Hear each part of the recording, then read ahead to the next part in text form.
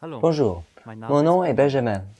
Chaque fois que j'essaye de m'imaginer comment le sanctuaire israélite ressemblait, je vois cette image comment les Israélites traversaient le désert sec et aride.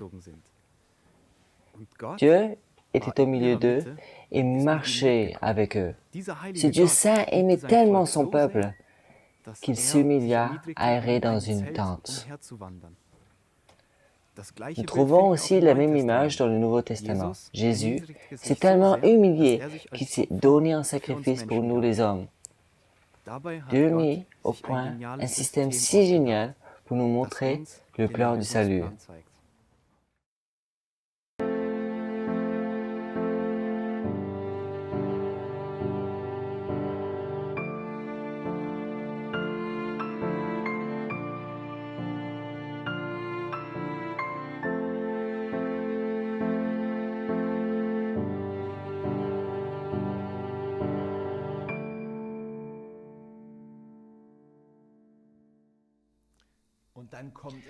Puis vient le jour du grand pardon.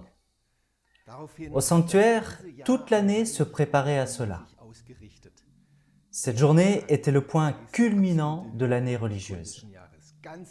Tout Israël devait se rassembler au sanctuaire et expérimenter ce que Dieu allait faire pour eux. Or, les instructions pour ce jour sont décrites dans le centre thématique et structurel au milieu du livre de Lévitique, le troisième livre de Moïse.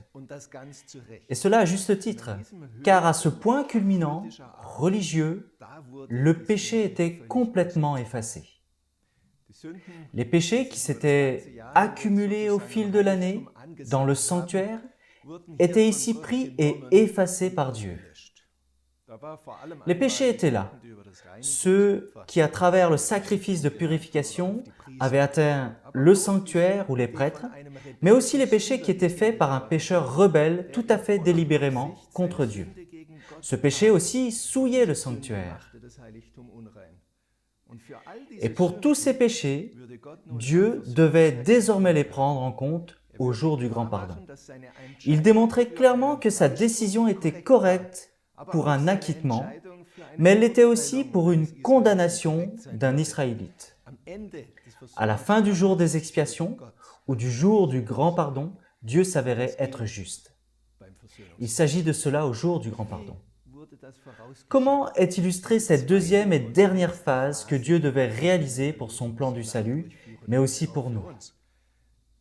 C'était illustré par 3 rituels. Le premier était un sacrifice rituel de purification pour les prêtres et pour sa maison. Ce rituel assurait que le prêtre était libre de servir dans le sanctuaire. Le péché qu'il a pris sur lui au fil de l'année à travers sa consommation de viande des sacrifices était effacé par ce sacrifice de purification. Le second rituel était tout d'abord de prendre 2 boucs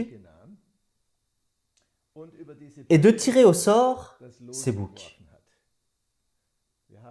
Nous avons ici un bouc pour Yahvé et un bouc pour Azazel. Le bouc pour Yahvé était abattu sans que l'on transfère le péché sur lui. Son sang était donc un sang purificateur. À partir du centre du sanctuaire, de l'arche de l'Alliance, on commençait à purifier le sanctuaire jusqu'à sa sortie. On commençait par l'arche de l'Alliance, car c'est le lieu où la purification de Dieu commence. Par ce bouc pour Yahvé, par ce sacrifice d'expiation pour le peuple, le sanctuaire était purifié. Et aussi, simultanément, l'expiation pour le peuple était faite. Donc, avec ces 2 premiers rituels, le sacrifice d'expiation pour le prêtre et le sacrifice pour la purification du peuple, Israël était effectivement purifié de cette manière. Puis vient encore un autre rite, un 3e rite.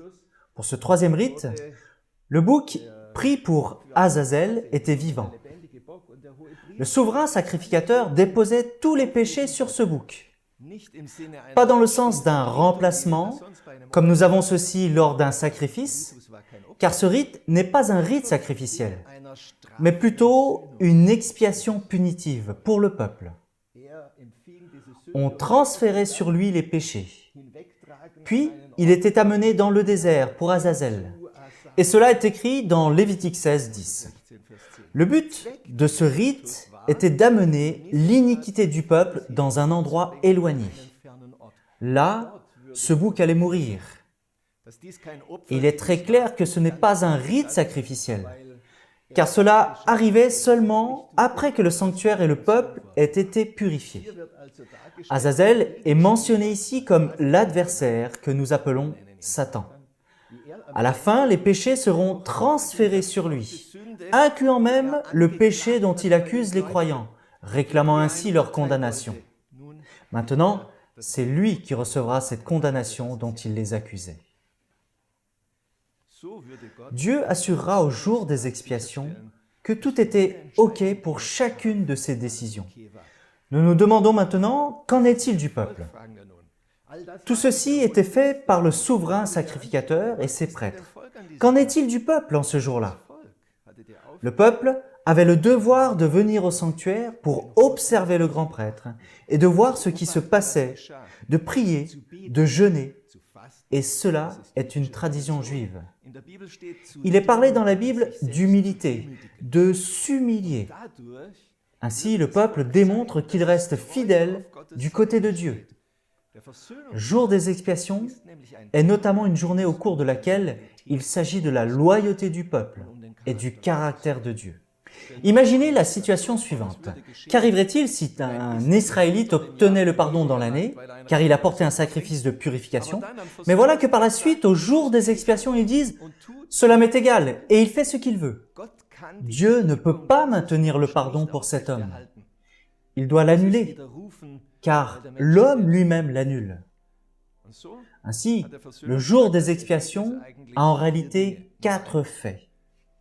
Premièrement, le pécheur acquitté dans l'année, qui reste fidèle à Dieu, reçoit aussi un acquittement au jour des expiations. Il se révèle être juste. Dieu scellera celui-ci. Deuxièmement, le pécheur acquitté qui ne reste pas fidèle à Dieu, et bien sûr le pécheur rebelle qui voulait rien savoir de Dieu, tous les deux sont condamnés au jour des expiations. Troisièmement, l'instigateur de tout cela, le faux témoin qui doit être tenu pour responsable, sera puni ce jour-là. Enfin, quatrièmement, dans toutes ces décisions, à la fin, Dieu lui-même se révèle être juste. Il ne me reste plus qu'à nous souhaiter à tous, avec la salutation hébraïque, Ma Chatima Tova, qui signifie que ton scellement se termine bien dans le livre de vie.